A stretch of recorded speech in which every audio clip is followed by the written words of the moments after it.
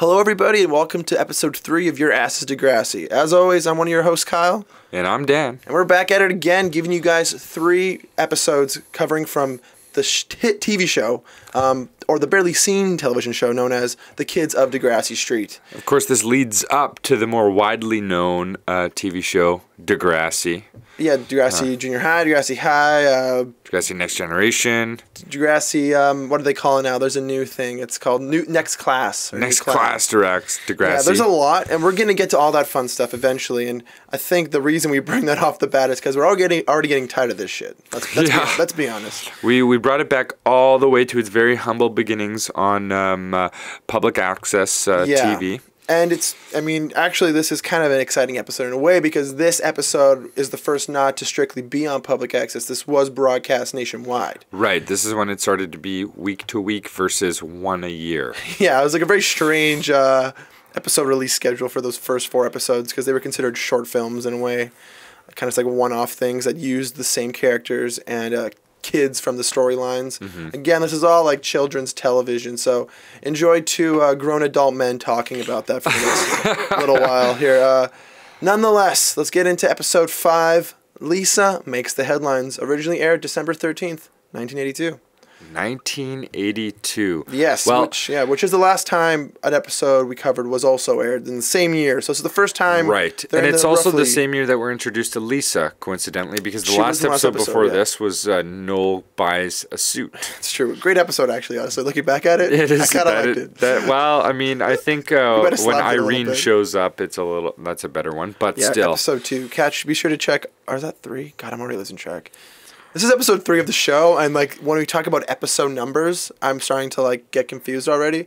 Hopefully you at home aren't feeling the same way, because that'd be nice. If you even managed to fucking find this to watch it, by the way. Yeah, again, like I said, I don't know if I did it last week or not, but, because, spoiler, we're recording these a little bit in the past, and these will come out in the future. I'm going to try my best to find a way for the listeners and viewers at home to gain access to the show. Right. Because it's pretty obscure. It is available on Amazon, but it's like $30 for the whole set. You know what? I'm not going to try and promote someone to spend $30 on this stuff, to be completely honest with you. Keep your dollars and cents. But like I said, I'll figure out a way for that. I do have a small wiki description of the episode, so I'm just going to start things off with that. Yeah. All right. When Lisa needs to make her newspaper in a real scoop to get things started, what does she do to find some real news? And what has she decided to make, which is more important, the truth or family loyalty? I just want to point out really quick that this is a poorly written wiki article. It's a very poorly I'm going to try and read this one more time for you guys. This makes absolutely no sense. If anyone manages the Degrassi wiki, which I feel like at some point we're going to need to get to know these people, please someone edit episode 5, Lisa makes the headlines. It's partially my bad for not actually reading it before I said it live on the air here. But I'll do it one more time. What Lisa needs to make the newspaper a real scoop. But when she finds some real news, she has to decide which is more important, the truth or family loyalty. I think I get what they're trying to say. But it makes no sense. It doesn't grammatically make any sense at all. That's fine. We'll try to make sense of it for you. Essentially, Lisa, and I think her name's Tracy, is that right? I actually never caught her friend's name. I'm not sure. We're going to call her Tracy for the moment. Right. Just like we called Noel Nick back in the last That's true, we did call him Nick, or Noel even for a minute. Oh, yeah. Which I think we were cool to Well, that's the way it's spelt, so yeah, this guy's parents are fucking idiots. A little. Well, actually, I kind of like his folks. They seem nice, except the stepmother. I'm not into her. Her dad. His dad seems like a reasonable. Oh yeah, the stepmom's kind of a lazy child. Yeah. Yeah, we talked about that on the last episode, and we're not into her. His dad though, salt of the earth kind of guy. Pops is a pretty respectable gentleman. In all fairness, Noel does run the household still, as far as I'm concerned. But that's for another time. Essentially, though, Lisa and Tracy here are selling a newspaper, the Degrassi Street newspaper, basically just talking about the funny things they see on the street and talking about the jokes they think are funny and trying to entertain the rest of the street. Terribly cute, like most of the show is, but in my mind, very unrealistic. Kids, that would never happen. I'm sorry. It's true. I mean, maybe kids were more ambitious back in those days, but unfortunately, I still think it's out of my realm of belief. That's a good point. Maybe I'm being too cynical. I don't know, but I'm sorry. I doubt these kids happen to find a vacant newspaper office that would let them use 2 typewriters and a printing press regularly for free. No way. Just no. Wait, no. All their articles are handwritten. They were handwritten? Yeah, they were handwritten. But they photocopied it and then like they like copied it through the... And then she was typing at one point talking about like Ida's stuff. Was she really? Because all the shit was handwritten on the... Like, if cover. you look at the... But she was like straight up using a good old IBM typewriter at one point. No fucking way. I'm dead serious. I didn't even notice that. That's fine. I mean, there's a lot of things not to notice in this show. Let's be honest. Yeah. So essentially, they're making a newspaper. A couple different means of producing the paper. Fairly impressive and exciting to watch. I guess I could see myself as a kid watching this being like, oh shit, that's pretty cool. Like, they did that? That's awesome. I mean, I think it's cool to this day, the fact that they found this fucking printer and stuff. However, I want to drop a couple things about this episode. The things that I did notice. A, we're introduced to a new character. We think her name is Tracy. B, Lisa is growing up, and also the show is telling us that she's becoming more of a main character, or like a little bit more part of the Degrassi crew. She is Noel's sister, after all, so it seems a little bit known that she might be around, but you're totally right. Yeah, so we're coming into, she's definitely coming into the realm of what Degrassi Street is going to be one day. Ida's still a huge bitch. You know what? I'm going to stop you there really quick. I don't know if Ida is a huge bitch. Are you kidding me, bud? Like, what? I'm going to go ahead and do you go watch this fucking episode again? I saw the episode. I'm just saying, like, in terms of like what I've seen from Ida already, I don't think she got any worse. Like, I don't think she's like huge status. You think she peaked at bitch and didn't make it to huge bitch? Exactly. That's what I'm feeling. All right, well, I'll give that an honest go. I feel like we really learned a lot about Ida in episode 3. Irene moves in. Right, that Irene is also a bitch. Yes, and that those are personalities, and I don't know. Right. And like even when Ida was talking to Lisa after a while, being like, "Come on, Lisa, no one's gonna find it." Like, you know, like she was kind of leveling with her enough. No way, dude. But hear me out. Originally, she was a little like, get out of here. I'm the club owner. You think I don't know this? And you're like, oh, classic Ida. But then she kind of warms up to her a little bit closer into the episode, and she's leveling with Lisa a bit more. And I think that's Ida's secret trait. That's what I'm gonna go ahead and say. I think she's just a bitch, not a huge bitch. Right. That's my personal opinion. All right. Okay. Well, I'll give it a fair go. I'll pay attention for that next time. There's gonna be probably more Ida to see, so this will be a developing story. I feel like we're gonna see a bit more of.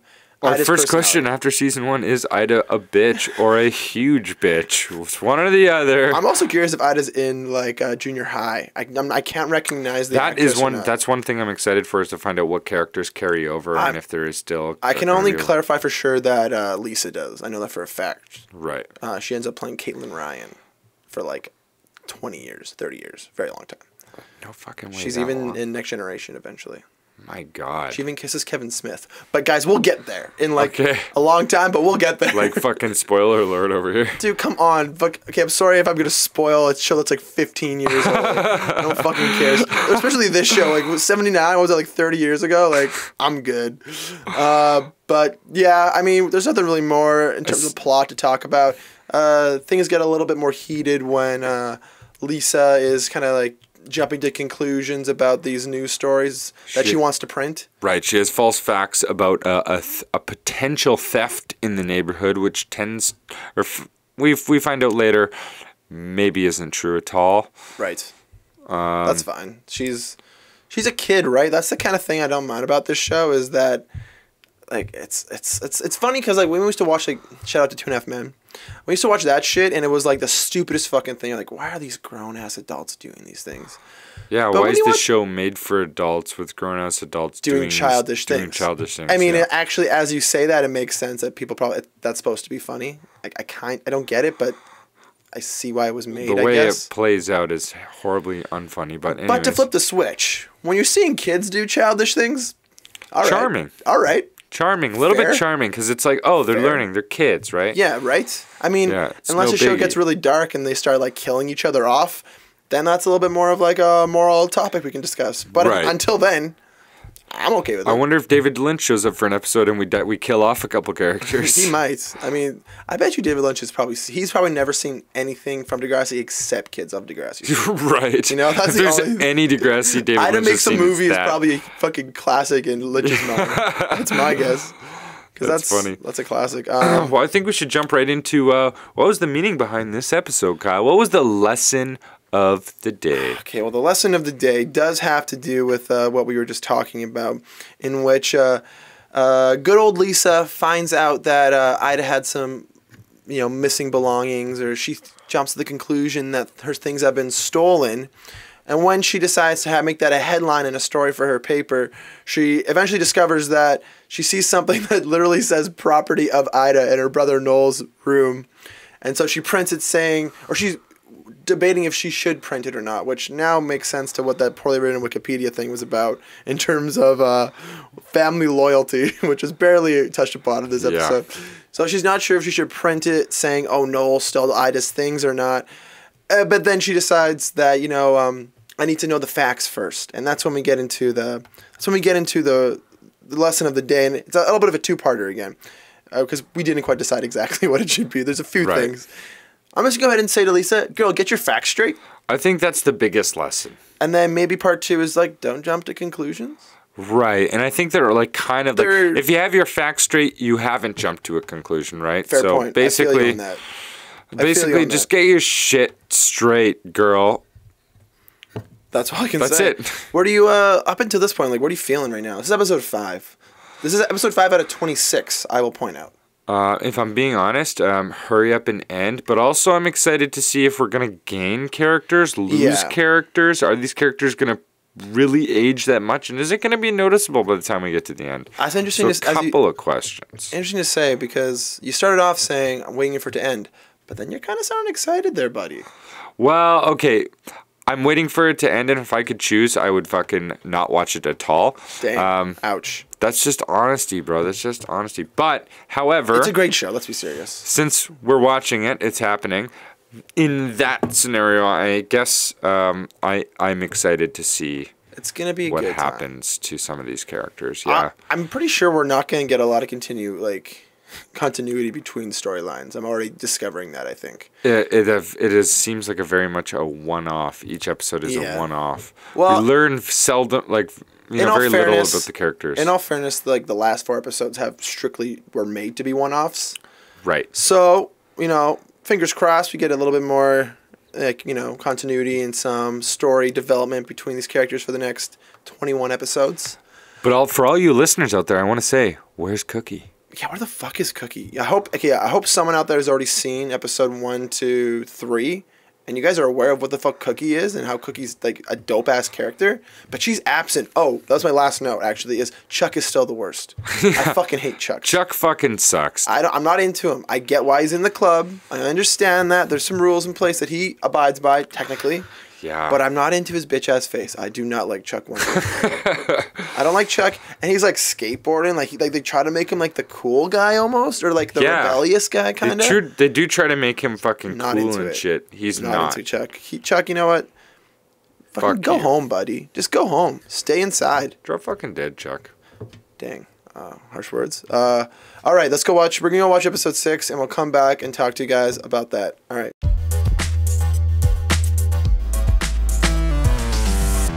And we're back, folks. We've just sat down to watch the next episode of Kids on Degrassi Street, and this one's called what? It's, of course, episode 6, known as Sophie Minds the Store. Oh, Sophie Minds the Store. Now, I'm going to attempt here to, recite the wiki synopsis. If you just listened recently to the last thing we just talked about, they're notoriously terrible for writing these synopsises. So I'm just gonna, but I'm not trying to spend more time on making my own synopsis. I'm reading theirs. These guys need to get a point across. Okay, so here we go, ladies and gentlemen.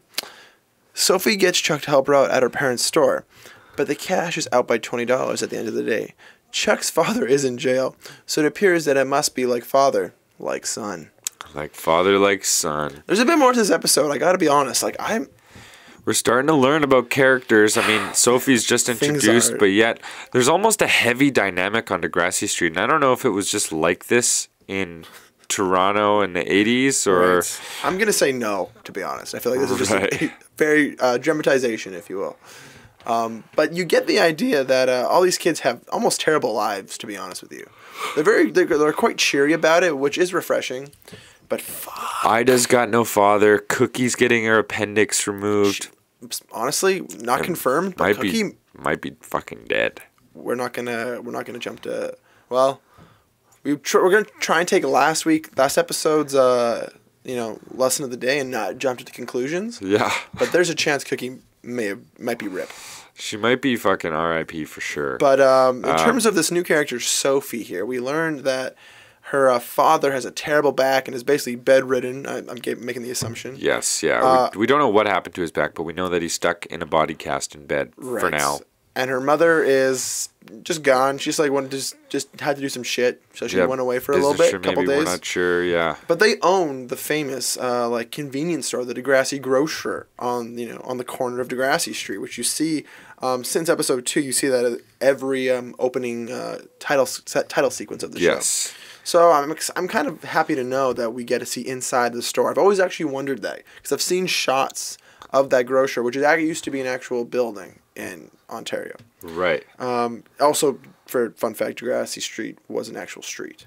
It's not anymore? I think it still is, actually. I'm pretty sure. Okay. But I think it's like they just kind of chose a random fucking street and like built a show upon it kind of thing. Yeah. That being said, I guess maybe if we grew up on Degrassi Street or know of the location more in depth, perhaps there's some like similarities that are there. I don't know. If anyone wants maybe Degrassi Street has a little more history to it. Well, that's I'm trying to dig deep. I'm trying to get that info because this is gonna be a long fucking show, and I think it's the least we could do to the listeners out there to give them a little more. But I guess back to the episode. I really actually kind of like this episode. I'm not gonna lie. There's a few. This is a good episode. Yeah. There's a few things about it I liked. Also, the school. They showed the school. Yes, yeah. The first time we see the school in the hallways. And actually, one of the first things we're introduced to in the episode is the fact that Sophie is fantastic at math. Right. And she must be some kind of math whiz because, golly gee, she won the prize, which is a headphone radio. Kind of tight, honestly. It is kind of tight, Relatively tight. I would rock that, yeah. I remember I had a shitty, hoodie, like a sweat, like a bunny hug in good old Saskatchewan, that's what we call them, with speakers in where your ears would sit in the hood of the sweatshirt. Oh yeah, that was a classic look back here. And it had like this like control panel like thing on your left arm where you could like pause, and I don't even know like what other options do you get on a radio? I guess like Tune Seek or whatever. Yeah, Seek, yeah, whatever they call it. Ridiculous, but I remember buying it from Old Navy thinking it was the fucking coolest thing I've seen in my entire life. Right. I was like, this is the fucking future. I just walk around, got nothing. I got tunes on me. That was, we were 10. We didn't have iPods. iPods were like celebrities had iPods. At that point in time. For sure. Like, I think you had to be fucking rich. You had to be Agent Cody Banks to be rocking a fucking iPod. Damn that's straight. For sure. Hillary Duff had to be like all over you if you had a iPod. Nowadays, everyone has an iPod. Are iPods actually things still? Can you just buy an iPod, like an iPod Touch? Is that a thing? You can actually. I bought my mom an iPod Nano recently for her birthday. She likes having a few of them around. Honestly, like I get it. I'm surprised this is still a thing, to be honest. I think I would have thought the iPhone would have replaced them, but I think it did. But the fact that for most people, but. Yeah, I guess I get it. I get the appeal. Don't get me wrong. Like, I don't mind having, like, if I still had, like, an iPod Classic around, it'd be a tight fucking thing, to be honest. Yeah. Because the only thing I don't like about, like, my phone having all my music is that exactly that. It's my fucking phone. There's so many other things going on. You know what I mean? Yeah. I'm not just listening to music. I'm, like, Snapchatting and Instagramming and tweeting and fucking, I don't know, using LinkedIn and, like, all this shit. Like, sometimes you just want to scroll. You want to scroll that wheel and pick a tune.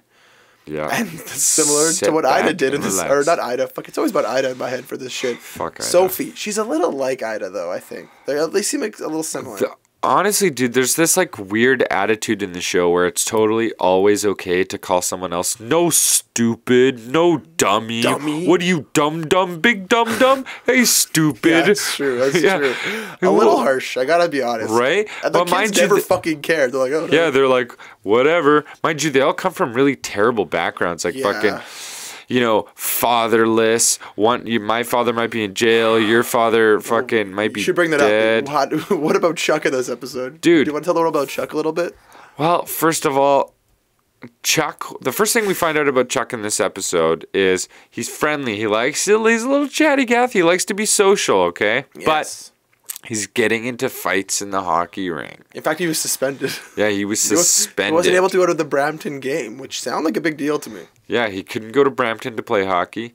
Brampton's in Ontario, right? That sounds like an Ontario place. Yeah, I'm sure. Okay. I'm sure it wouldn't be too far. It sounds like your neighborhood. We're a couple prairie boys over here. we don't know that big city life. But, anyways, so you heard it here, folks. What are you, stupid? No, I'm just kidding. You dumb. They just take it though. They don't care. Like, not one kid was like, "Hey, don't call me." It's true. They fucking oh shit! take Except it. the one time Ida called Irene stinky. Oh yeah, she said she smelled stinky. That's that another. Was a fucking that fucking drop. Crosses the line. That was a gutty. So anyways, Chuck is fighting. He's looking to hang. Noel's busy working with his pops, going to the shop. Noel's a working man. Noel's a working guy. You know, the guy's 10. He's got shit to do. He's busy, fucking, okay? Like, obviously. He's fucking, you know, he's got to provide for his family. So fucking seems fair to me. But Chuck's got a little free time. He's trying to save up to get his pops a good old radio because his pops is in jail, and also Sophie, who's running the store solo because her mom's out of town. Yeah, I don't know. We didn't mention that, but she's rocking the store on her own at this point. Yeah, and Chuck is popping by with some recyclables that he's finding in the neighborhood in a quite rambunctious way, I must point out. Oh yeah. Chuck's making a big scene. Dude makes an appearance. He's got no shame when he walks in the room. He's like, "Sup, dude? How you doing? What up?" Jamming that shopping cart all over the place. Like there's people trying to walk in and walk out with armfuls of groceries. And Sophie's like, "I'm with a customer, dude," and he's like, "What up, Soph? You trying to go skating? Yeah. How much money will you give me? Do you know instantly how much these bottles are worth that you haven't counted them yet? Like, isn't that how it works? I'm clearly busy, dummy. Yeah. It's like a little, but they're dynamic.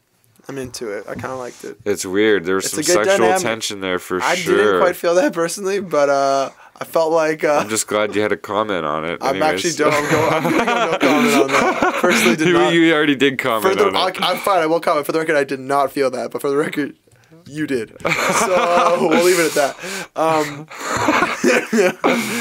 No, they're kind of like. You're right. He's a chatty Cathy. Chuck's a chatty Cathy. And he kind of wants to be anyone's bud, it seems like. He's like, "Hey, Sophie, what do you want to do later? You want to go? Hey, Sophie, what do you want to do? Hey, Sophie, how you doing? You want to go play some hockey? You know how to skate?" Sophie's like, "I don't want to do that. I don't want to do that with you, Chuck. I don't want to do that with you." Fuck you, Chuck. Watch the store, bitch. Well, yeah, so Chuck eventually offers to, like, watch the store as Sophie goes to do a delivery. After helping out, which what seems like all afternoon. I don't know. The level of helping out seemed kind of like putting, like, 2 jars. They put the toilet paper away, and then next thing you know, Chuck's got his jacket off, his sweater off, and he's putting cans up, right? Yeah, I feel like they're trying to say that, hey, Chuck hung around and helped. He has nothing better to do, but, you know, he definitely... You know, he put his best foot forward to help out. That's and he also knows how to work the till now. Yeah, I mean, he also claimed to not really know any math, and then he somehow knew how to make change for a 20, which I was a little surprised. Fuck it, dude. For a 10-year-old, this guy's hustling the game. Yeah, they all hustle, though. Well, now we know how his dad went to jail. No, we don't. No, we do, hustling? Because he was a drug dealer, obviously, because Chuck knows how to count so fucking well. We'll get that to the end. I have a little fun game we're going to play. Oh, all right. Okay, so eventually, as we were just mentioning here, Chuck is going to also mind the store, essentially, for Sophie. He's going to take care of it while Sophie's out making a delivery. But when she arrives, Chuck is literally taking like a 2-second break. Like, honestly, the shortest break of all time. He puts on her cool-ass, like, radio headphones and steals a jelly bean, which, honestly, dude, come on. Don't steal.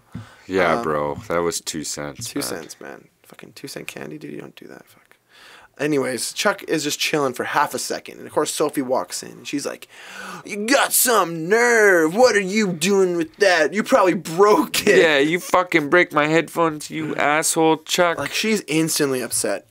But, you know, I got to say, like, I feel like Sophie has, like, a rough life. Like, her dad is, like, bedridden. She's taking care of the store. Plus, her dad's taking shit out on her. Oh, yeah. Her dad's always like, "Sophie, Who's closing the door so loud there? Hey, Sophie, what was that noise? Who's on the phone? Hey, did the milk show up yet, Sophie? Hey. And like from the upstairs, like it's upstairs, you can hear him. It's kind of weird. Like, why would you choose to live up there if it was that thin of walls? You're hearing everything the store's doing. But nonetheless, she's very upset and like irrationally upset, I will add. And I get it's because she's like, the only thing she has going for her is her mathematical ability. She's a smart person, and she won those headphones from her her knowledge, like something she earned herself. And Chuck's just tossing them on like nobody's business. Well, fucking Chuck just making himself right at home, eh? You call that a good fucking Chuck, am I right? Good fucking Chuck there. So they get pissed off at each other for the first time. Sophie just says, "You gotta get out of here, just leave." And when she's doing the cash out that night, she's doing the books, balancing the books. She's $20 short. Whoa! But conveniently, Chuck needed $20 to buy his dad a fucking radio in jail. His thug ass dad. That's what I'm saying. This whole fucking convoluted shit got so fast. It's like Chuck's dad's in jail. He needs $20, but Sophie is the one who owns it. Just happens to run a convenience store on the side of the street. Yeah. Fuck me. Hilarious, though. And so, of course, Sophie confronts Chuck saying, "Yeah, you better give me my $20." And it's you motherfucker, get out of here. That's what Sophie says. Yeah, direct quote. And she's literally pushing him like constantly. Yeah, she's like fucking business. Yeah, she's fucking tapping on his shoulder, like poking him hard, right? And Chuck's like, "I don't know what you're talking about, but I got some skates for you. Do you want to go skating later?" She's like, "What the fuck are you doing here? You got some nerve showing up." He's like, "Wait, Sophie, I found skates for you. We're going skating, right?" She's like, "You fucking little dickhead, fuck." you little dickhead. Yeah, he's... Next thing you know, Chuck fucking doesn't take shit. Remember, beginning of the episode, dude was laying people out, right? Yeah, Chuck was... He didn't give a fuck that Sophie was a chica. He just fucking laid right into her. He was... Yeah, so he... fucking shoved her right into that Wonder Bread. He shows displays of physical violence. This is true. And it turns out that's the last straw. Chuck leaves the store, and Sophie's like, "Hey, come back!" Well, she's like barely under any Wonder Bread. It's like you could have got up and like. She makes it. She tries to play it dramatically, but it's like you were pushing him consistently. You were looking. It looks like she was trying to sit down, but her fat ass couldn't fucking make her. Damn. So, anyways, ouch. And she just had a little plop at the end. Roasted a 10-year-old. How do you feel? Fucking roasted. She ain't 10 anymore, is she? Ayo. All right. Okay. Moving right on. She turns out though that she goes to the bank to like, I guess just, this is where things get a little funny for me. It's like, this chick can do so much. She's 10 years old. She runs a store. She knows how to balance the books. She takes it to the bank. I doubt, there's no way you could have the authority when you're 10 years old to do that shit. I doubt it. I mean, it would be a pretty impressive 10-year-old. I mean, unless in Toronto in the 80s, like, there was a bunch of 10-year-olds running convenience stores, and I'm just very unaware of this. Grinding, yo. Maybe there was the working age limit was lowered back in those days. Like about 10 years old? Like so roughly 10. Roughly 10. What, like, 8 in a good... I started at the golf course when I was 10, you know what I'm saying? So...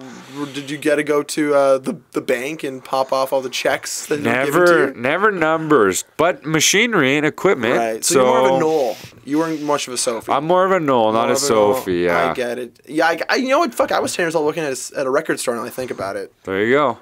Balancing those books a little bit.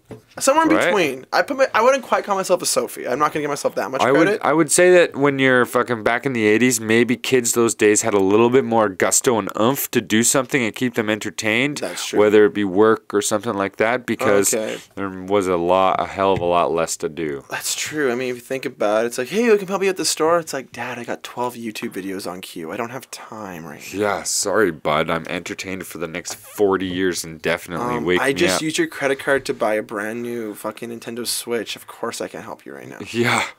That's kids these days, I think. We just said kids these days. We're getting fucking... Those kids Where's those damn... Those damn kids. Fucking cynical old people.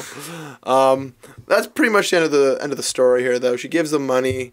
Turns out that she was not short $20. She did her mathematics wrong, which is what she was good at. God forbid. So Sophie did the math wrong. And that brings us to our lesson of the day, essentially. Which again, kind of two parts of this one. Seem to be a bit of a trend here, and it's Even the pros make mistakes. Even the pros make mistakes. Which in this case, of course, Sophie did the math wrong. And therefore had no reason to literally pushing Chuck around.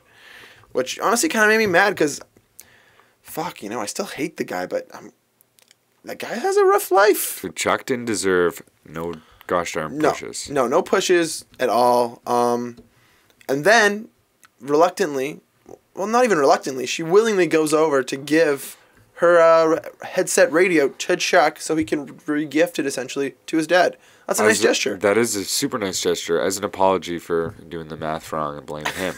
And then, conveniently, he still has his sister's skates just hanging there for her to use in case she were to show up out of the blue. And, okay, so hold on. Before we jump into the fact that happens, remember there's a comment before Sophie fucking gets into the skates where Chuck is like, or Sophie apologized and said, "I'm sorry I said that your dad's a thief." And that's and then Chuck has like a long pause and looks at her and goes, "That's not why he's in jail, And then there's a long pause after that. Bing, bing, bing, bing, bing. That brings us into the Kids of Degrassi game round. So, today's game is, how did Chuck's dad go to jail? How did Chuck's dad go to jail? We're just going to spitball right now. Okay, so first of all, best guess. The fact that he's still talking to Chuck would lead me to believe that it's not molestation charges. Fair enough. Because I feel like Chuck's mom would probably disallow that visits. Or the government. Fair. I think that's a decent suggestion or observation. Right, so he's definitely not a molester. No, I don't think he's on any predatory vibes. I think he's more so, part of me thinks it's drugs. I'm just going straight to drugs. I think he might just be a bit of a heroin addict. That's honestly my guess. You're going heroin addict. I'm going straight heroin addict. But Toronto in the 80s. I'm gonna say heroin city. I'm gonna Kids say on Heroin Street. That's the sideshow. Insider trading. Insider trading. I just feel like Chuck's family probably couldn't afford insider trading. You know what I'm saying? It's true. They do live on the Degrassi Street. Okay, you know what? Maybe a better guess was... These kids are selling pieces of newspaper for 10 cents. Maybe he robbed a convenience store. Just to make it come full circle. Damn, if that was how it happened, but Sophie would know. I feel like Sophie would know. She'd be like, your dad robbed a grocery store. You can't be here. No, would she? Fuck, I don't know. Not necessarily. I guess they don't know. That's the thing. They don't know. And you're right. There's that long pause where you're like, oh shit, we're going to find... No, we're not going to find... Yeah. And it's killing me. And that's the first round of How Did Dad's Chuck Go to Jail. We'll be bringing back this game show segment for many episodes to come. Thanks for joining this time around, guys. We're going to go watch the next episode, and we'll be right back. We'll see you guys after the break.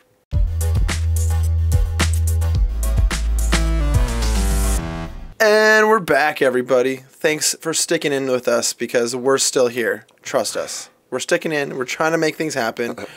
We're trying to get through this shit. We're here talking about episode 7 of The Kids of Degrassi Street.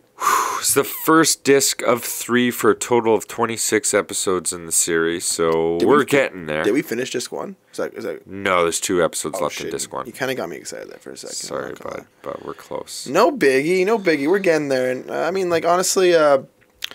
Full disclosure, this episode, total fucking snooze fest. Super boring. This one, of course, is episode 7. Casey Draws the Line. First aired December 27th, 1982. So seems like an odd time to air this episode. The summer episode. The last episode was their Christmas episode, right? Well, no, December 20th. This one was 27th. It's the next week. I guess they were just reminiscing about summer for some reason. Right before New Year's. I don't know. Oh, yeah, I guess. Yeah. Makes a little bit of sense. You're right, though. It is still a little weird. It looks less like winter, actually. Well, the whole episode even when they're hanging out, is a flashback. But even when they're walking home afterwards, it looks a lot less. Like, when you look back to Chuck and What's-Her-Face skating, it looks like a fucking icebox. Well, dude, they're in Toronto. It's fucking gets cold. But that was supposedly only a week before this. That's what I'm trying to say. It's a little things warmed up a little weird after. Anyways, we're reading way too much of the fucking weather of a fictional television show from 30 years ago. But Yeah, so God, dang, you're gonna have to help me out with this one. Like, I'll read the wiki synopsis, but like, we're gonna have to try and like puzzle pieces back together. It's not as if we were like wasted trying to watch this. It just was boring. It made no sense. But when a new survey line goes through the pen of the rabbit Casey and Lisa are sharing, too much arguing over rights makes them lose sight of their responsibilities, which is to look after the rabbit. I will also clarify that the character who we thought once was Tracy is actually Casey. Yeah, it's Casey. So that's been corrected. That was an okay error. It could have been worse. Tracy, Casey, pretty close. Damn near. Yeah, damn CT, same letter, really. In some countries, I don't know. Check your privilege on that one there. I'm calling strictly no comment. But... yeah, so, I mean, basically, Casey and Lisa are neighbors. Right. And Noel, who's Lisa's brother, if you recall. Yeah. Who couldn't, right? Because everyone listening to this episode definitely remembers that good old Lisa's father. Like, this is the thing. We're getting to the point now where shit is, like, so beyond even us at this point. Like, there's too many characters almost. I'm starting to lose track. There's a lot of fucking characters. We get a new one in this one. Sorry, just continue, but I'm already kind of like lost, to be honest. So yeah, so basically what happens is Noel is giving up his rabbit because it's too much work, so he makes a sign in the backyard of all places that says "Free Rabbit." Yeah, right. How would anyone have seen that free sign? I'm not sure. Then actually someone does see it, and it's his sister and her friend Casey, and they go, we together should adopt the rabbit. Terrible idea. Shut out there. Never adopt like any pet with somebody you don't live with. Because why would you do that? Never adopt a pet with your neighbor. Yeah.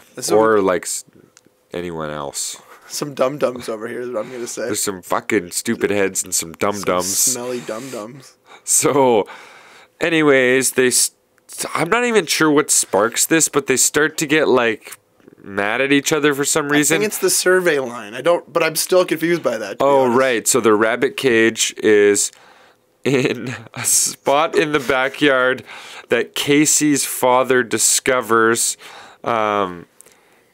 is partially on their property. So they're drawing a new survey line so that he can put up a new fence or like mark where his property is. Okay. Or some shit like that. That makes more sense because that's why they have the pen divided from then on? Yes. So they put up a fucking, in the rabbit's pen, they fucking chop it up with the survey line like, whoa, now. So like one side is my side and the other side is your side. Lisa's, right. Okay, yeah, thanks for the clarification because I'll be honest, I thought I was just fucking asleep for this one. This is 22 minutes of melodrama. I'm gonna say that. Just straight melodrama. Fucking boring. For two reasons. It's so depressing. It's depressing for two reasons. One, that it's just fucking a snooze. There's one more we'll get to the end, but I guess from there on, they're just having a squabble, kind of. They're upset. Well, there's not much to tell, really. I mean, okay, so the episode tells you this story while these girls are in class and they're writing some kind of a story, and so it tells it from a flashback perspective. Flashback perspective from each of their own points of view. They're both writing their own take on what happened last summer, which they both describe as either the worst summer ever or the sad summer. Yeah. So right off to the bat, it's going to be a real jolly episode you're getting here. Yeah, exactly. So, I mean, yeah, that's it. That's really all there is to tell. They get fucking upset about they can't share taking care of Rabbit together. So, by the way, the rabbit's name is Rabbit, so no worries there. Classic rabbit name. Well, I mean, that's a classic name that Noel would give a rabbit, Okay, but shout the fuck out to Noel. Noel's a tight motherfucker. That kid's like, hey, I got other things to do. I can't take care of no fucking rabbit. I mean, he made this hard decision. He's like, I can't take care of it. He's probably borderline 11 at this point, so he's looking at getting a full-time job here. Yeah, that guy might honestly be a tradesman at this point. Yeah, I think he is a fucking plumber already, you know what I'm saying? Yeah, I think there's something where they have a pact, and one of them breaks the pact of some kind. Oh yeah, the pact is to feed they take turns feeding Rabbit, just to take care of each other. Or the rabbit one day off, one day on kind of thing. Exactly, like Lisa feeds Rabbit one day, Tuesday, Wednesday, and Casey feeds Rabbit the rest of the week or whatever. But doesn't Lisa forget to feed it 3 days in a row? Or 3 days? Three separate, on 3 separate occasions. But like, even so, it's pretty rank, honestly. Dude, you gotta feed that fucking rabbit. You walk by it every day, like, come on. Yeah, like, this has been taking up your summer as far as I'm concerned. How you should forget to feed the fucking rabbit. I think it might be partially the new character Norman's issue. That kid was around just kind of putting out a negative like energy. Some random ginger ass kid Norman swings around the neighborhood. Not into him. I mean, great name, I suppose, but other than that, shitty character in this movie. He's given like some initial Chuck like interpretations. I'm not gonna lie, like the way Chuck kind of showed up, and I was like, "Who the fuck is this guy?" I hate him on screen. He's got almost no introduction. Matter of fact, he's on screen for a long time before we even know who he is, as far as I recall. I think the only reason we get to know him, who he is by name, is because at one point Lisa's like, "I'm not gonna hang out with you, Casey. I'm gonna hang out with Norman instead," and they like bolt off, and it's a sassy thing. Sassy attitude. Everyone in this gets so fucked when they like get mad. They either get like a really passive aggressive or very sassy. Yeah, it's kind of like a mature trait, which I guess that's. Kids kind of try to do that. They try to like act older in weird ways. Yeah, I guess. I can buy that to a degree. Yeah. But it's a little annoying, more or less. It is annoying to watch, especially in this episode for some reason. They're all just getting so angry. But I guess we get to the real kicker of the episode, where the actual episode itself opens up with a split-second shot of a Dalmatian. It does. Now, if you guys remember the second episode of this podcast, we talked about an episode where we noticed this fucking dog that they showed like... Maybe every, 4 minutes, there was, just a random clip of it, and we were both like, okay, that's going to be the fucking plot device. That's the MacGuffin, is this fucking dog is going to be the thing. So, naturally, when we see this fucking clip of this Dalmatian, we're like, oh, that Dalmatian's going to be up to something for sure. Yeah. Well, spoiler alert, the Dalmatian eats Rabbit. Oh, yeah. Just fucking murders the thing. So while amongst arguing who followed the rules or whatever, Rabbit escapes. Well, to be fair, he was freed because Lisa literally trapped him inside of a shed overnight, which is pretty rank. Right. And Casey... Casey trapped him.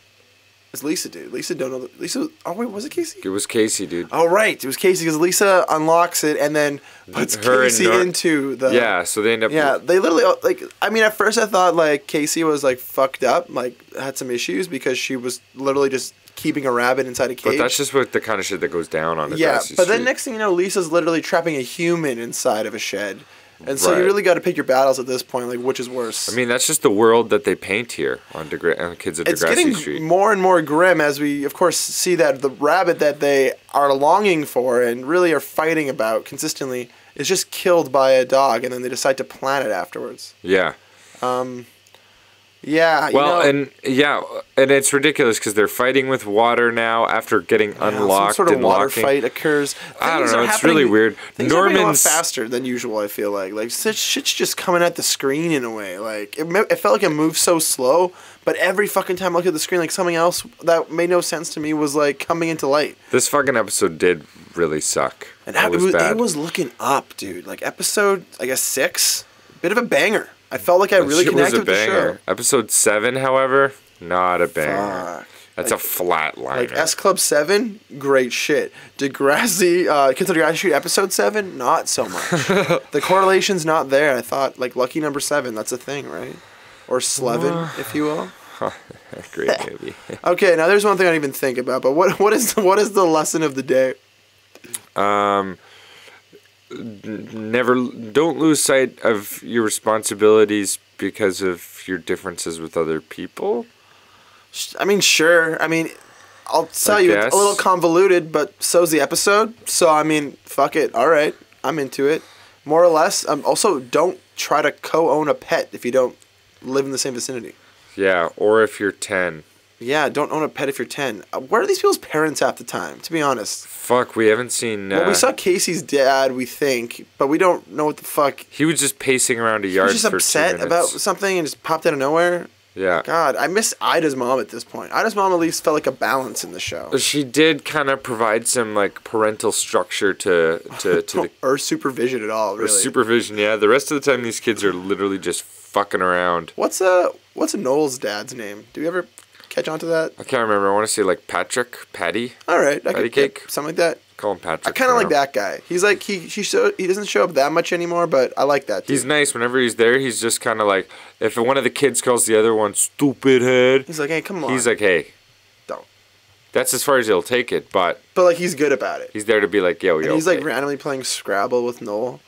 Noel's a man of many talents. Doesn't have two L's. But he's a man of many talents. I think he's a guy that like, he's a talker, you know? He probably can talk his way out of stuff. Noel? Yeah, I think a Noel could. Oh, I wasn't getting that impression, really. Well, he was like, oh, broccoli? I thought that was the French way to spell it. I don't know.